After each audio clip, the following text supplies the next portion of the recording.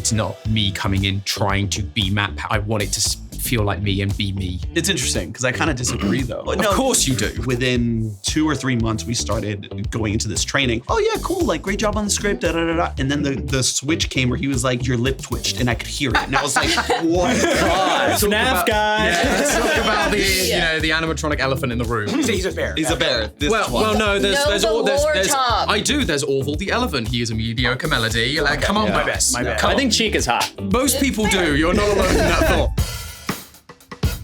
Hello, Internet. Welcome to Theorist's Theory. Okay. Nailed Good it. job. Good job. Good. Let's Good go. job, good job, good job. Appreciate the effort. I'm Trevor. You may know me from a high school production of The Tempest in Meridian, Idaho, 2017. And today I'm joined by all the hosts of the Theorist channels. Would you guys like to go around, introduce yourselves? Yeah, sure. Hi, I'm Forrest Lee. I am the current host of Film Theory. I'm an award-losing internet professional, and I just love talking about movies. And I'm Tom. I'm the host of Game Theory. I am the guardian of all things FNAF and Poppy and indie horror. I'm Santi. I'm the host of Food Theory, and that's it. There's nothing else about me you need to know. And I'm Amy. I'm the host of Style Theory, most famous for hitting skulls with heels and dancing in Chuck E. Cheese's. Are you often in the same room, or is this a No. rare occasion? About once a quarter. Once Yeah. a quarter. If we're lucky and we can get ourselves organized enough to do that. It's so weird to have you all here. Like, it's the weirdest thing. I feel invaded. Let's talk MatPat for a second. We gotta do it. R.I.P. R.I.P. Rest in peace. Obviously, there's this assumption that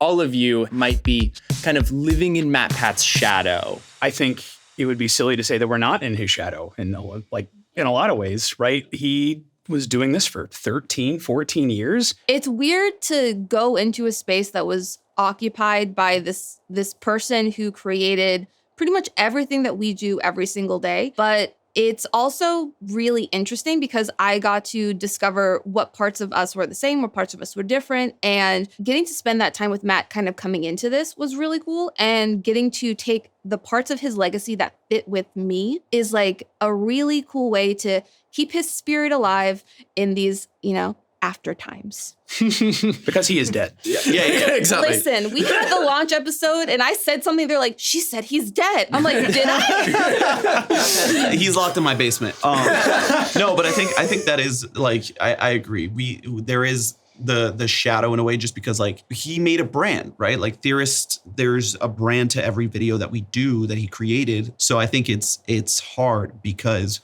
we want to keep that legacy alive, but also be ourselves. And it's finding that like middle ground where like we're not disappointing like anyone who's expecting what Matt has done, but also we like trying to do what we want to do. Do you feel more pressure, kind of like the importance of the host versus the content like that you're making, like which is more important maybe for like the success of something? It's hard to say that one's necessarily more important than the other. At the end of the day, we want to make sure Game Theory is still Game Theory, that is still the show that people trust and that people love, with the same format, the same ideas, the same insane theories. But at the same time, it's not me coming in trying to be MatPat. I'm doing the same format, but I want it to feel like me and be me within that. It's interesting because I kind of disagree though. Yeah. No, Of course you do.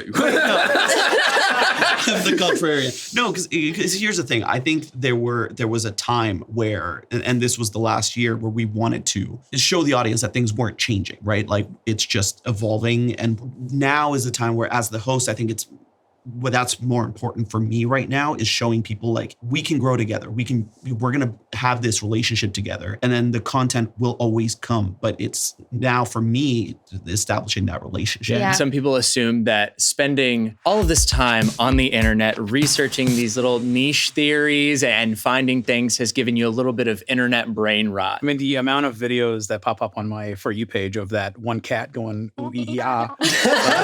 Yeah. Right? It slowly started infecting the group. Our group chat slowly became more and more of these memes. Yeah. It's just like, no.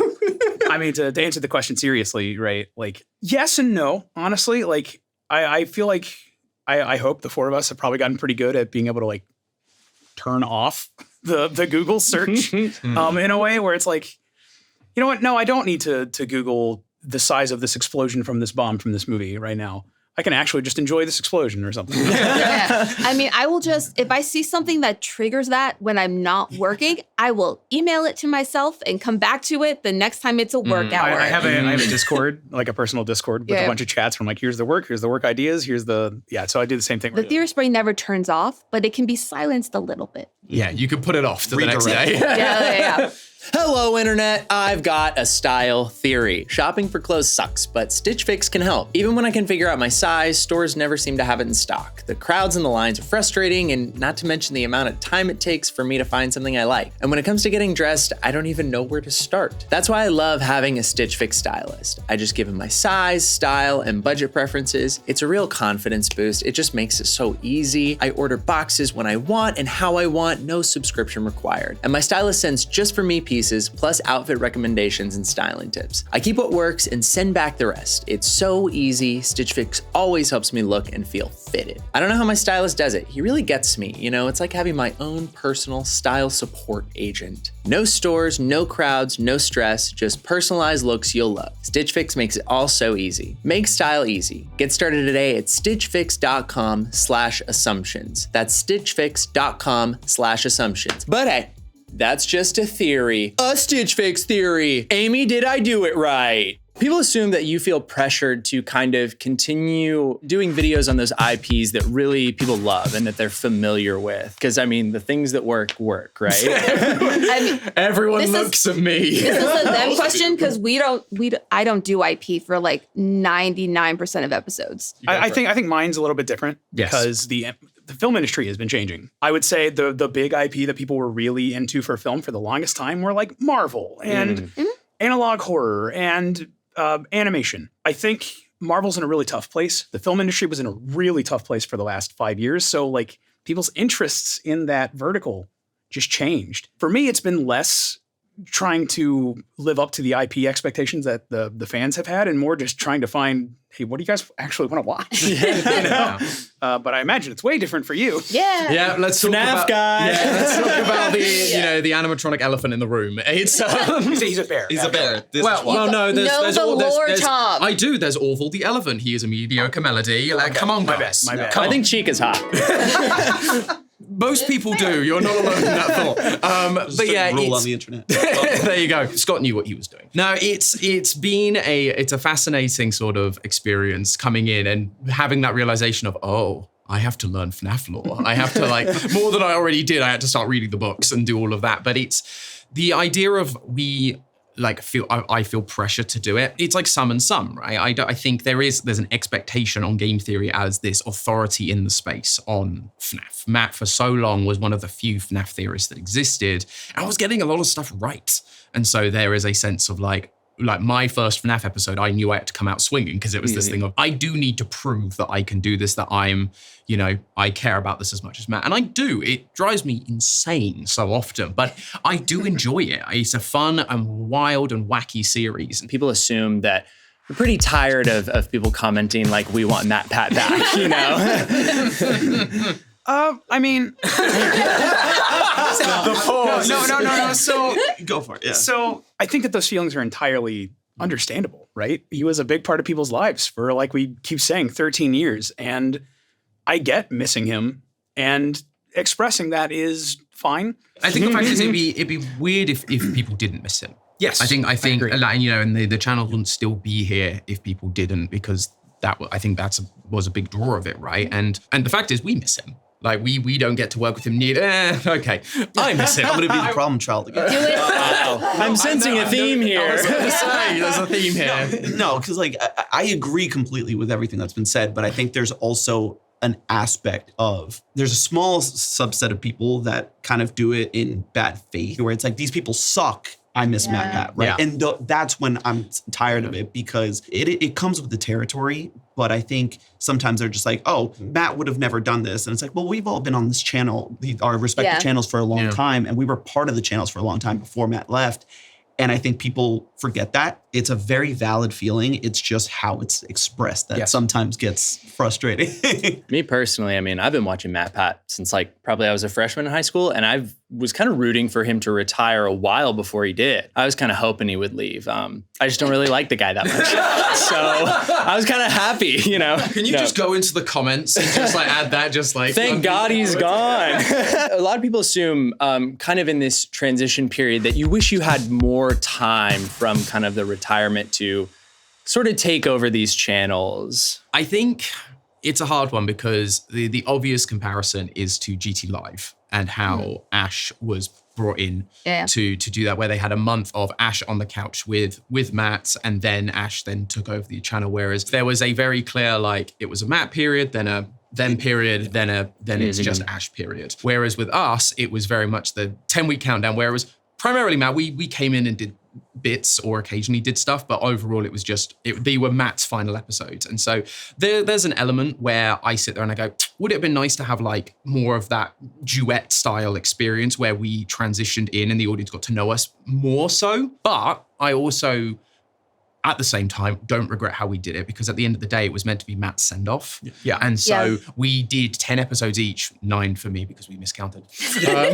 But we did 10 episodes. Goodbye Internet was a video. Technically, yes. Yeah, but it's that thing of he, got to do the last 10 episodes he really wanted to do, was really passionate about. And I think if we had ended up being like duetted on those episodes and like sharing it would have taken that away from him, and he wouldn't have been able to look back at those and go like, yes, those are my final episodes that I'm really proud of. Yeah. And a thing I don't think a lot of people realize is that we knew this was happening for like forever. 2.5 years before it came up. Like, the reason we got hired was to be trained up as replacements. And honestly, by the end of it, I was kind of like, all right, let's get moving. We've been talking about this for so long. You mentioned the like little host training course that you went through.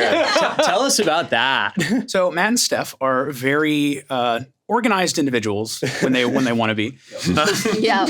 And they created an entire course of training for the hosts. And I'm not talking like, hey, we're going to get together once a month and talk about this. No, they had PowerPoints. We had a weekly meeting. They were like, here is voiceover 101. Here's script writing 302. Like college level courses, basically, that we were taking while we were doing our normal job. And it was intense. And it went on for like a year and a half. Yeah, something like that. Yeah. Every aspect of this job got a moment in a course that lasted for like 6 hours. I'm the newest edition, right? I came on two years ago. And then within 2 or 3 months, we started going into this training. And I just saw this switch in how he like approached the coaching. Cause like before then it was like, oh yeah, cool. Like great job on the script. Da, da, da, da. And then the switch came where he was like, your lip twitched, and I could hear it. And I was like, what? And it was great because it got me to where I am now. But it was in the moment I was like, oh, I did not expect you to be so like such a hard ass. Can I swear? But so, and I'm really grateful for that. And I think the audience hopefully will appreciate the hard work that Matt put into it. Have you gone back and watched either like your first shorts? Yeah. I've And had how to like bad they are? Oh yeah. I've had to you clip specifically? things, and it's like, I'm just kidding. Have you done that, Santi? No, You should. Some people assume that maybe you might wish that you could have hosted one of the other channels. no. Anyone wish they could take someone's job? The resounding answer there is hell no. No, thank you. If it means we don't have to deal with Santi, I will take his position. But I'll pick your channel. Maybe. But the thing is, like, you have to dive so deep into the subject that there's a world where the subject itself starts to feel like work and like a job. And so I would really like to enjoy the movies and TV that I watch, or the games that I decide to play, or the food that I eat. I enjoy the clothes I wear, but now like there's a different expectation of what I get out of it. Yeah. And so it's nice to have these other areas where I don't have to have that in my leisure time. Yeah, I agree. I think for me, like I used to work in television and film. So like I love it. Then it wasn't really work for me. Whereas with film, it just sucks the enjoyment out of what you do. Because you're watching a Marvel movie and you're like, well, now I have to think of what theory I could do here. And like with food, it's different because like I can still enjoy food. And like there's just, I think we all have like an innate curiosity for what we do. So when I eat food, I just have these questions that I'm like, oh, that's a theory.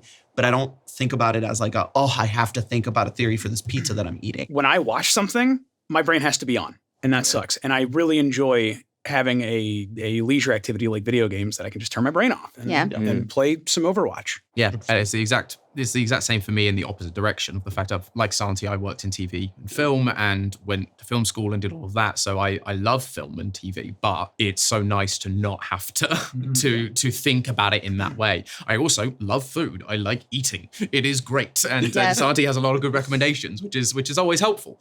But it just means that, again, it's that thing of I just get to enjoy it. I don't have to think critically about it. It's like, do I enjoy this? Yes or no? And that's kind of the limit of where it is, rather than having to break down all the science of all, like, you know, how many electrolytes are in this new thing that I'm dealing with. I'm like, I don't care that much. Like, does it taste good? Yeah. Great. I've got another theory for you. Data plans should not break the bank. Or wait, is it data or data? One more theory to solve, I guess. For the longest time at Smosh, we thought it was just normal to spend a fortune on our social phone's data plan. That was until we found out about Mint Mobile and their premium wireless plans that start at just $15 a month. Not only have we saved so much money after switching to Mint Mobile, but the experience is just so much better than our previous data provider. So now you can say bye-bye to your overpriced wireless plans, jaw-dropping monthly bills, and unexpected overages because Mint Mobile is here to rescue you. All plans come with high-speed data, or data, your choice, and unlimited talk and text delivered on the nation's largest 5G network. Use your own phone with any Mint Mobile plan and bring your phone number along with all your existing contacts. When we switched over our plan, it was a breeze. Ditch overpriced wireless and get 3 months of premium wireless service from Mint Mobile for $15 a month. No matter how you say it, don't overpay for it. Shop data plans at mintmobile.com/assumptions. That's mintmobile.com/assumptions. Upfront payment of $45 for 3-month 5GB plan required, equivalent to $15 a month. New customer offer for first 3 months only, then full price plan options available. Taxes and fees extra. See Mint Mobile for details. But hey, that's just a theory. A Mint Mobile theory. Now back to Theorists. Actually, this is a funny story. When I was in high school, I had a teacher put on an episode of film theory as like a part of a class that we were doing. And people assume and feel like a lot of the videos that you do are educational. So do you feel any sort of pressure to kind of keep things maybe a little bit cleaner or trying to be more educational?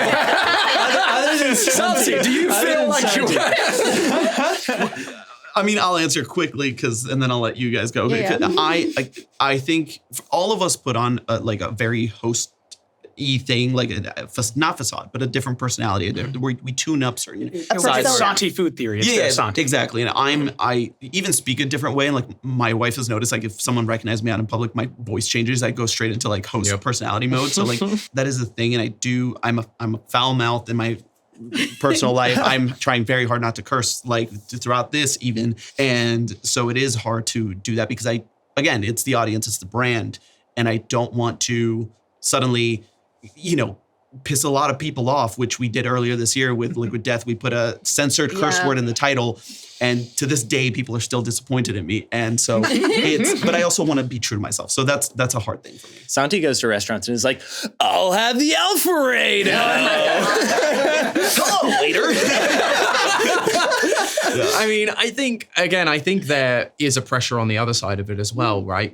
At the end of the day, we are subject to the YouTube and the YouTube algorithm with our stuff. And if we are too outrageous or we curse too much or talk about too risky a topic, we get demonetized because we are, leaders of the business, and we have now 25 employees, which is, awesome that we've got to that point, but they have families, they have, mouths to feed, they have mortgages and rent to pay. Yeah. So we have a responsibility to them to make sure that, they are able to be employed and earning money and earning a salary. And so there is a pressure to make sure that we are clean. But at the same time, unlike Santi, not all of us are, have potty mouths. So like I am a little bit more clean in my personal life in terms of like my vocabulary. And so it's less for me, but it is something we have to think about. We'll cut this, but you say flip and I say fucking. That and then in our real life. Well, it is a challenge when Santi, you and me get in a room because despite the image of the consummate professional I Yeah. He is, absolutely. No, I am just as bad a potty mouth as Santi. He's a bad influence. It's true, actually. There are a couple behind the scenes things I did for Style Theory, right? Yeah, Where yeah. it's like we did a touching grass episode. I was like, man, I fucking love grass. We can't curse in this channel. Shit. No, and like because of the nature of this channel, we have to talk about things like butts. We've done stuff on edible underwear, and you find the brand safe way to do it, and it makes it silly and fun. So like you wear a morph suit, or you blur everyone's feet on grass. You do what you need to do. It is also funny that game theory, especially, is considered brand safe when we talk about dead kids and murderers on a consistent. okay. But That's a commentary on. Exactly. That's an interesting thing. Like we have talked about some risque subjects, and we have to be really, really careful. Where it's like, this is going to be a serious episode. We're talking about something serious, and then it's like every other week, it's like purple guy's at it again. Whereas we have to do a video about like anything to do with shower or bathing or hygiene, and like everyone is fully clothed head to toe in the shower, and it's miserable. I've been watching a lot of SpongeBob, and I've unironically started saying, what the scallop? I'll just be playing, I'm like, what the scallop? That's incredible. We have a running joke about a censored swear word we did in a meeting one time. Don't put that on the internet. No, you said it. Put it out on the internet. No, what was it, Santi? What was it, Santi? Okay, What did you do? so I was just saying that G-rated dirty talk is much worse than rated R dirty talk. Because we're gonna have to cut this. So like I'm gonna fill your hoo-ha with goof juice is so much more terrifying than anything rated R could be. Moving on. Wow. So we use goof juice a lot. Yeah. So goof juice is That just made me wanna sick to my stomach. actually use that clip, but still have to censor it because it's that horrible. Yeah, we just have to serious. censor it. That's a social post for you. There you go. There's your clip.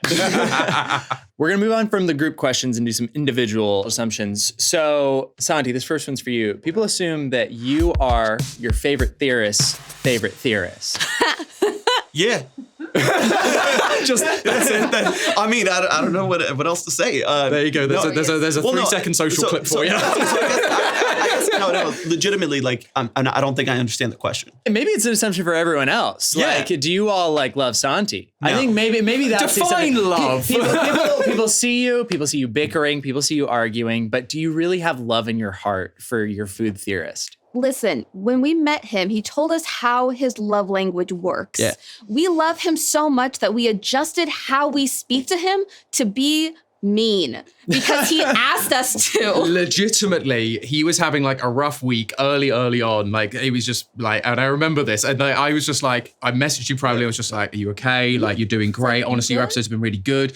And he was like, stop being nice to me. You also said some other things which I won't repeat for camera. But it was like, he was just like, you need to be mean to me. And I went, all right, game on. Individual question. Yes, I am. Honestly, I think all of us should be, but yeah, I think it really is like I have a lot of admiration for each one of them for what they do. I think we all have that. Like, man, I'm not going to compliment them, but like, it's things like that. So yes, that is the answer. Okay, Amy, this next one's for you. Yes. And I think you touched on it a little bit earlier, but people assume that because style theory is kind of the more outside of the theory channels, that you have a lot more kind of creative freedom to carve out your own sort of niche. And also, do you feel like maybe your audience is different than everyone else's? Yeah, so the audience definitely is. When we started Style Theory, we didn't know if we were going to start with Matt. We just knew that there was a passionate group here and a passionate group that wanted to think more critically about their favorite subject.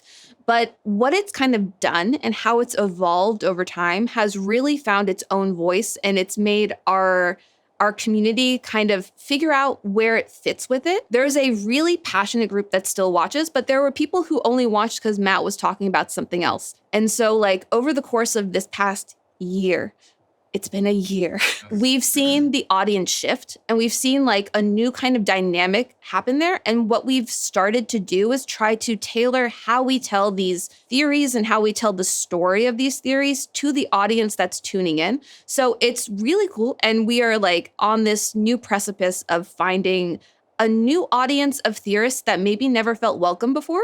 And so there's a little bit more freedom when it comes to like these dudes over here, but it's scary. It's scary and fun at the same time.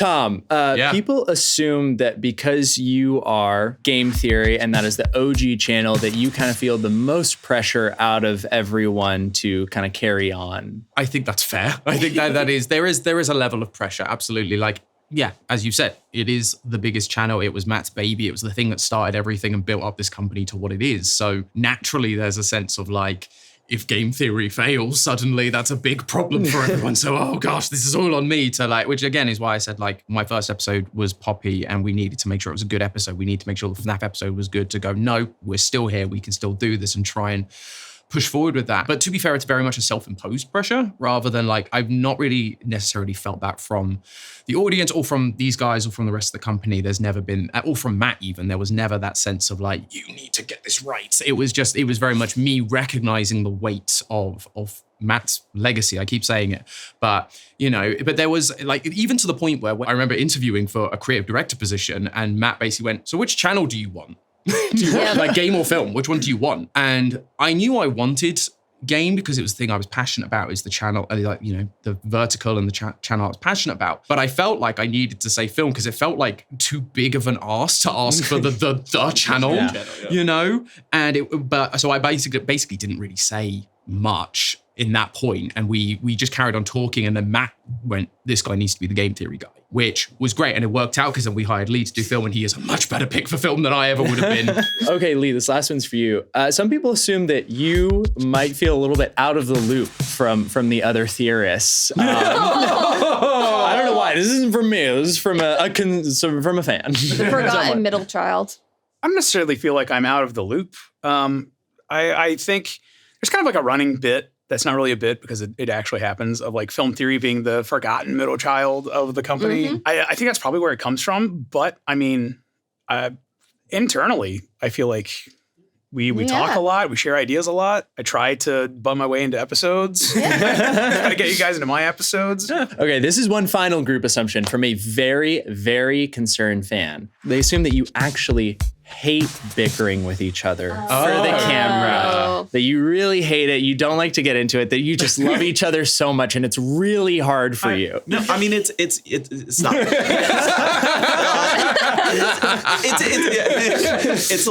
Legitimately, it is both. No, wait. Yes. Yeah. No. We love each other. We love each other, and we love bickering. love to bicker. That's the thing. Like everything. You see us, how we are behind the scenes. What Matt did was choose 4 people that just happened to get along. Like, this was such a happy accident that we all just happened to get along behind the scenes, and we bicker and we, talk shit and whatever. Can I whatever. They'll figure it out. But I think what people see, they misconstrue again as like, they're just doing it for the camera. But it's not. It's us just injecting a little bit of our real life in front of the camera. Yeah, I think people have the assumption that like, if you're mean to somebody, that means you don't like them. But like, if I don't like you and I'm very polite to you, that's that nasty, nice Southern thing that you guys have going on. It's the to whom it may concern. Yeah, right. God, you've been so nice to me. Oh, bless your heart. Whereas if I'm like, yo, dude, f you. Okay, we have finished our assumptions, and so we're going to move on to our final segment here. Because you're all theorists and you've theorized so much, I just want to ask you about some kind of theories in the world and get your thoughts on them. So I'm going to start with this one. The CIA unalive JFK.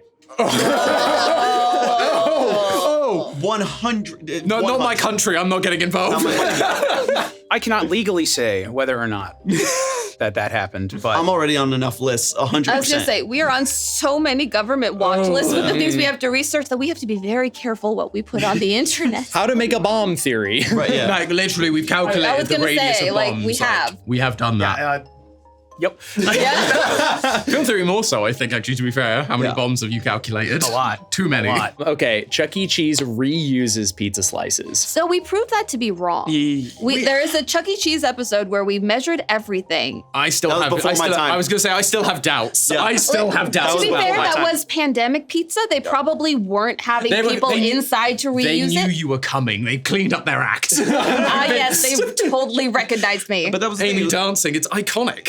It was pandemic pizza. The whole thing was flawed. It was before my time. I was just told go buy $200 of Chuck E. Cheese pizza. I might, but she got us banned. So, you know. I did but not. I will maybe revisit that because I I will do think dance they again. did legitimately. This was the one. Chuck E. Cheese. I don't know why I'm Great. taking the Nice, defensive great. side, but I am on the Resident Evil. defensive side of Right. Chuck E. All I Cheese at know this is that point. Papa John's is the best brand. Oh, for No. goodness sake. I mean, we proved that it was. We did, And you were still unfortunately. wrong. That was in your time as well, so you was- can't I deny that know, one. and it's still wrong. Next theory, pretty popular one on the internet. How do you feel about the theory that Avril Lavigne is no longer alive and was replaced by a She clone? is a clone. Yeah. The feels like- clone is giving us great music, and I'm here for it. It's like, this is like the new age Paul McCartney movie. Yes, it is. It really is. I would love to think that we're technologically far along enough that we can have clones, or if it's the lookalike, yes, 100%, sure. Why not?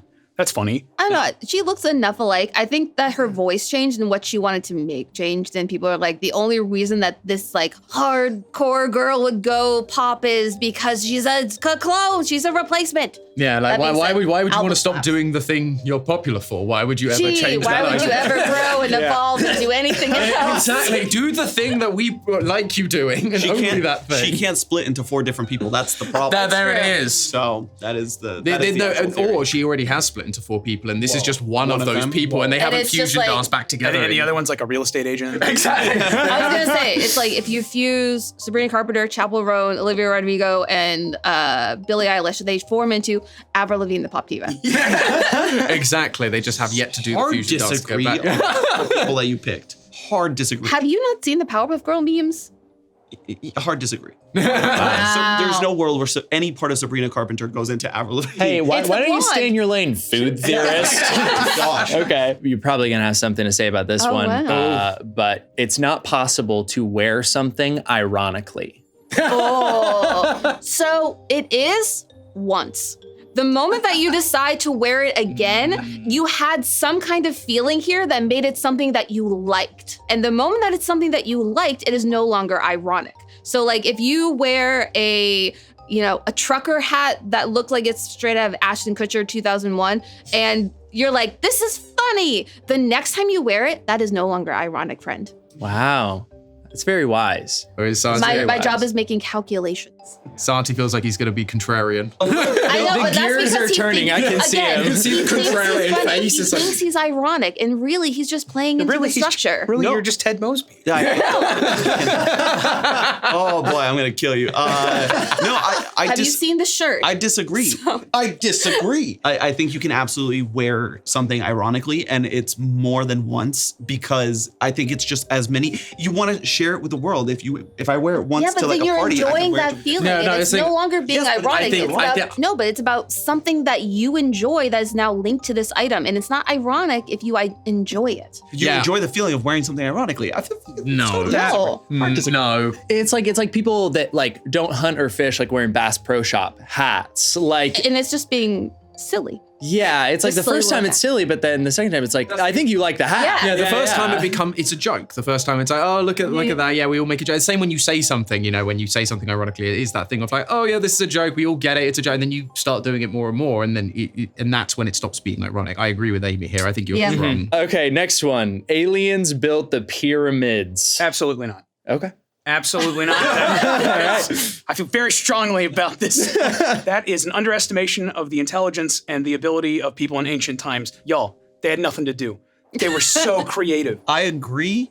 Aliens carved in the Nile though, so that's We will never do an ancient alien theory at No. this point. At this point, no. Yeah, no, that's beyond our remit. It is a fun story, though. no, but I agree with Lee here. I would watch that movie though. Okay. It's the last one. Dead internet theory. Just 90% of the people on the internet that are talking and tweeting and whatever are bots. This is a I good will- one. Yeah. I'm curious because I have my opinion locked in. I'm curious You what. go for it, Santi. I think it is becoming truer and truer every day. I think, 5 years ago it wasn't, and then everything changed when the pandemic attacked. No, I really do think that AI and like everything, it's Yeah. becoming more and more and more and more. 10 years ago, Facebook, it was like they found out that it was only like 30 active, like real people. The rest were like, people. 30 people People use Facebook, guys. 30%, God, get off my back. 30% of them were like real people, the rest, or whatever, some crazy number. And I think now every day there's more and more people, Reddit, Twitter, whatever it is. I mean, Zuckerberg just announced all that, like the AI characters that they're Yeah, going to be making to boost engagement on their Facebook posts. Yeah. 100%. I think it depends on where you're at in the internet. There are places where it's going to be much more prevalent. So things like Reddit, Twitter, those kind of things, versus like smaller like niche online communities, you're probably less likely to. Like, I don't think they're building a ton of bots for Tumblr at this point. Or like a Discord, right? Yeah. Yeah. Well, thank you guys for joining us. That is it. That's all I have. It's been such a pleasure. Is there any sage advice, wisdom, any closing statements you have for the folks at home? People say you should always live every day twice. I disagree. Live every day once. And just enjoy. Yeah, top that, buddy. Gosh, okay, yeah. I'm just gonna leave. It's ain't happening. Don't sweat the petty things and don't pet the sweaty things.